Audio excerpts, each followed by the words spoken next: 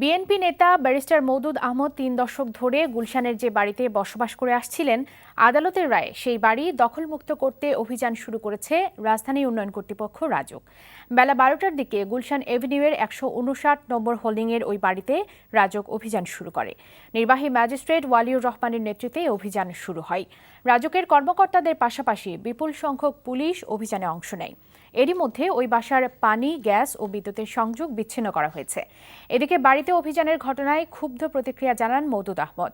তিনি বলেন, রিভিউ খারিজ হয়ে যাওয়ার পর বাড়ি অধিগ্রহণের নিষেধাজ্ঞা চেয়ে তিনি ঢাকার প্রথম জজ আদালতে দেওয়ানি মামলা করেছেন। আমার কি করার আছে? রাত্রে ফুটপাতে শুয়ে থাকবো? কি করার আছে এখানে? জোরের বিরুদ্ধে, বেআইনি শক্তির বিরুদ্ধে আমাদের মতো নাগরিকদের করার আর কি থাকতে পারে?